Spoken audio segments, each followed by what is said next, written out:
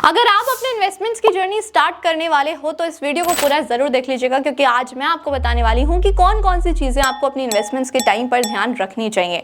तो आगे बढ़ने से पहले अगर आप हमारे चैनल पर न्यू हो तो चैनल को सब्सक्राइब करना, बेल आइकन को प्रेस करना, इस वीडियो को सभी के साथ शेयर करना बिल्कुल भी मत भूलना। अब अगर अपने इन्वेस्टमेंट की जर्नी आप स्टार्ट करने वाले हो तो सबसे पहले आपको ध्यान में ये रखना है कि इन्वेस्टमेंट से आपको पहले बिल्ड करना है इमरजेंसी फंड। इमरजेंसी फंड क्या होता है कि जो भी आपका मंथली का खर्चा है उसका अप टू 6 मंथ्स का खर्चा, यानी कि अप टू 6 मंथ्स का अमाउंट आपके अकाउंट में ऑलरेडी होना चाहिए। लोग इमरजेंसी फंड्स और इन्वेस्टमेंट्स को मिला देते हैं, लेकिन ऐसा नहीं होना चाहिए। इन्वेस्टमेंट्स हम अपने फ्यूचर ग्रोथ के लिए करते हैं और फ्यूचर गोल्स को कंप्लीट करने के लिए करते हैं। वहीं अगर मैं बात करूं इमरजेंसी फंड की, वो अमाउंट ऐसा होता है जो कि लिक्विड अमाउंट होता है और आप उस अमाउंट को कभी भी यूज कर सकते हो। अब आपको वो जो अमाउंट मैं आपको बता रही हूँ इमरजेंसी फंड वाला, आप उसकी एफडी करा सकते हो ताकि वो अमाउंट भी सिक्योर्ड रहे और उस पर भी आपको अच्छा रिटर्न मिलता रहे। अब आगे बढ़ते हैं। इमरजेंसी फंड अगर आपने क्रिएट कर लिया है, मैंने आपको एक सिंपल सा रूल बता दिया, थंब रूल, कि 6 महीने का अमाउंट आपके पास होना चाहिए। यानी कि अगर आप 10,000 रुपए महीना खर्च कर रहे हो तो 60,000 आपके अकाउंट में होने चाहिए, तभी आपको इन्वेस्टमेंट स्टार्ट करनी है। अब इन्वेस्टमेंट से पहले एक और इंपॉर्टेंट चीज होती है जो कि है इंश्योरेंस। अब इंश्योरेंस की अगर बात की जाए तो लोग इंश्योरेंस ये समझ के नहीं लेते कि हमारे पास इमरजेंसी फंड भी है, इन्वेस्टमेंट्स भी है, तो इंश्योरेंस की नीड नहीं है। लेकिन ऐसा नहीं होता। आपको नहीं पता, लाइफ बहुत ही ज्यादा अनस्टेबल होती है, आपको नहीं पता कि कौन से स्टेप पर आपको कितने पैसों की जरूरत पड़ जाए, तो इंश्योरेंस लेना भी बहुत ही ज्यादा इंपॉर्टेंट है। अगर आप अपनी फैमिली के ब्रेड अर्नर हो तो आपके लिए और भी ज्यादा इंपॉर्टेंट हो जाता है।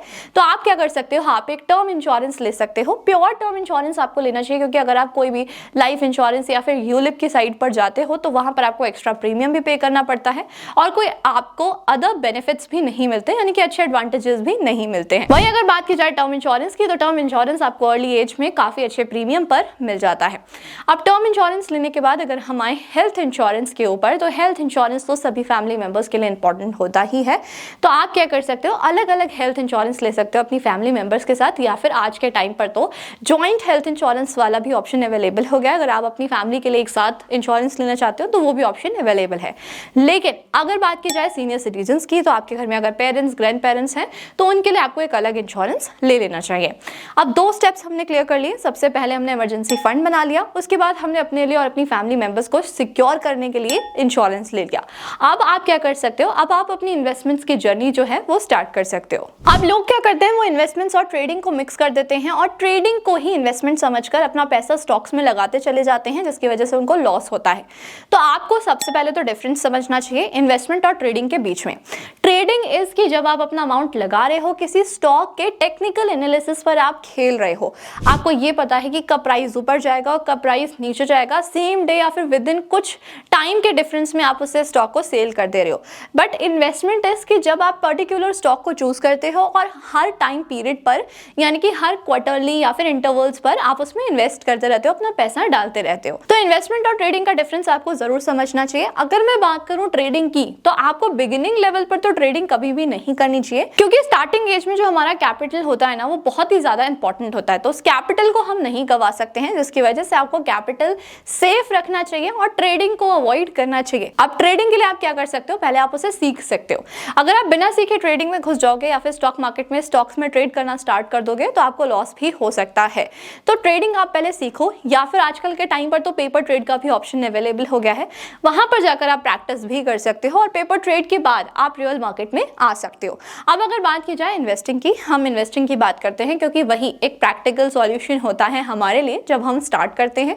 इन्वेस्टमेंट भी आप कई जगह पर कर सकते हो, जैसे कि एफडी में इन्वेस्ट कर सकते हो, स्टॉक मार्केट में अगर आप चाहो तो आप म्यूचुअल फंड्स में इन्वेस्ट कर सकते हो, डेट फंड भी अवेलेबल होता है, इक्विटी फंड भी अवेलेबल होता है, हाइब्रिड फंड भी अवेलेबल होता है, और स्टॉक मार्केट में आप इंडिविजुअली स्टॉक्स में भी इन्वेस्ट कर सकते हो। अब अगर इंडिविजुअल स्टॉक्स की बात की जाए तो उसे एनालाइज कैसे किया जाए। जब भी आप किसी स्टॉक को चूज कर रहे हो तो आपको ये चेक करना है कि वो फंडामेंटली कितना स्ट्रांग है, यानी कि उसका प्रॉफिट मार्जिन क्या है, कंपनी के पास कितने एसेट्स हैं, कंपनी के पास कितना डेट है।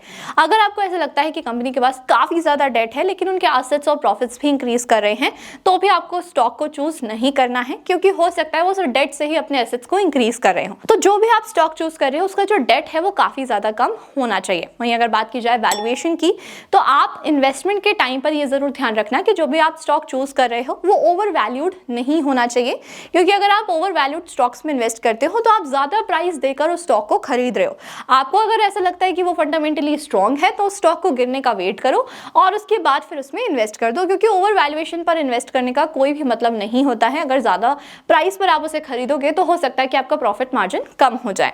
अब ये तो हमने बात कर ली स्टॉक्स की। अदर ऑप्शन आपके पास ये अवेलेबल होता है कि आप म्यूचुअल फंड्स में इन्वेस्ट कर सकते हो और साथ में इंडेक्स फंड्स में भी इन्वेस्ट कर सकते हो। Mutual fund basically fund manager manage करते हैं, वो अलग अलग स्टॉक्स को चूज करते हैं और एक तरीके का फंड बना देते हैं जिसे हम ट्रस्ट भी बोल सकते हैं। अब उस फंड में आपका जो अमाउंट है वो डिवाइड कर इन्वेस्ट कर दिया जाता है। जैसे मैंने आपको स्टार्टिंग में बताया था कि आपके पास डेट फंड्स, इक्विटी फंड्स और हाइब्रिड फंड्स का ऑप्शन अवेलेबल होता है। तो इक्विटी फंड्स में बेसिकली आपका जो टोटल अमाउंट है वो सारा का सारा शेयर मार्केट में यानी स्टॉक मार्केट में ही इन्वेस्ट कर दिया जाता है अलग अलग कंपनीज में। अगर आप बात की जाए डेट फंड्स की तो वो स्टॉक मार्केट से थोड़ा सा हट के बॉन्ड्स में, जैसे गवर्नमेंट बॉन्ड्स हो गए, कॉर्पोरेट बॉन्ड्स हो गए, उसमें इन्वेस्ट करता है। अब अगर रिस्क की बात की जाए तो जो कॉर्पोरेट बॉन्ड्स और गवर्नमेंट बॉन्ड्स होते हैं इसमें रिस्क काफी ज्यादा कम होता है अगर मैं इसे कंपेयर करूं इक्विटी से या फिर स्टॉक मार्केट की कंपनी से। अब उसके बाद आते हैं हाइब्रिड फंड्स। आपको अगर ऐसा लगता है कि मुझे सेफ साइड भी जाना है, मुझे स्टॉक मार्केट में भी इन्वेस्ट करना है, तो आप हाइब्रिड फंड्स को चूज कर सकते हो जिसमें इक्विटी प्लस डेट दोनों होता है। आपका अमाउंट डिवाइड कर आधा इक्विटी और आधा डेट में इन्वेस्ट कर दिया जाता है। अब अगर बात की जाए इंडेक्स फंड्स की तो आप इंडेक्स फंड्स में भी डायरेक्टली इन्वेस्ट कर सकते हो। ये फंड एक ऐसा फंड होता है जिसे कोई भी मैनेज नहीं करता है, ये ऑलरेडी एक फंड बना हुआ था स्टॉक एक्सचेंज की तरफ से, जो कि national stock exchange and Bombay stock exchange है। दोनों ही स्टॉक एक्सचेंजेस के अलग अलग इंडेक्स फंड्स हैं। पहले का है यानी कि अगर एनएससी की बात की जाए तो उनका इंडेक्स फंड है निफ्टी 50 और अगर बीएसई की बात की जाए बॉम्बे स्टॉक एक्सचेंज की तो उनका है सेंसेक्स 30। निफ्टी 50 में टॉप कंपनीज आती हैं जो कि टॉप 50 कंपनीज हैं, वहीं अगर बात की जाए सेंसेक्स 30 की तो वहां पर टॉप 30 कंपनीज आती हैं। अब अगर आपको ऐसा लगता है कि आपके पास एक लमसम अमाउंट पड़ा हुआ है जो आपको इन्वेस्ट करना है तो उसका क्या किया जाए, तो मैं आपको ये बोलूंगी कि लमसम इन्वेस्टमेंट आपको तभी करना चाहिए जब मार्केट डाउन हो, क्योंकि जब आप ओवर वैल्यूएशन पर यानी मार्केट जब ऊपर है तब आप अगर अपना पैसा डालोगे तो मार्केट नीचे आएगी तो आपके पूरे पैसे पर इफेक्ट क्रिएट होगा। जैसे आपको लगता है मार्केट डाउन है तो आपको अपना लमसम इन्वेस्टमेंट कर देना चाहिए। वहीं अगर एसआईपी की बात की जाए सिस्टमैटिक इन्वेस्टमेंट प्लान की तो उसमें जो आपका अमाउंट है वो मार्केट ऊपर हो या फिर नीचे हो, हर बार आपका अमाउंट जो है वो अलग अलग तरीके से इन्वेस्ट होता रहता है, तो उसका कोई इतना बड़ा इंपैक्ट क्रिएट नहीं होता। बट यस, अगर आपने lump sum investment all time high पर इन्वेस्ट कर दिया तो हो सकता है कि आपको लॉस भी फेस करना पड़े। अब ये तो हमने समझ लिया इन्वेस्टमेंट का पूरा तरीका कि आप कहाँ पर कैसे इन्वेस्ट कर सकते हो। गोल्ड में भी आप इन्वेस्ट कर सकते हो, बट गोल्ड में आपको फिजिकल गोल्ड में इन्वेस्ट नहीं करना चाहिए, क्योंकि जो फिजिकल गोल्ड होता है उसमें आपको काफी सारे चार्जेस ऐसे पे करने पड़ते हैं जो आपको रिटर्न के टाइम पर या फिर सेल करने के टाइम पर वापस ना मिले, और साथ में आपको लॉकर के भी चार्जेस पे करने पड़ते हैं, तो इसमें काफी सारे एडिशनल चार्जेस आ जाते हैं। अब अगर बात की जाए अर्ली इन्वेस्टमेंट्स के तो अर्ली इन्वेस्टमेंट्स आपको जरूर करनी चाहिए क्योंकि ये आपको कंपाउंडिंग का बेनिफिट देता है।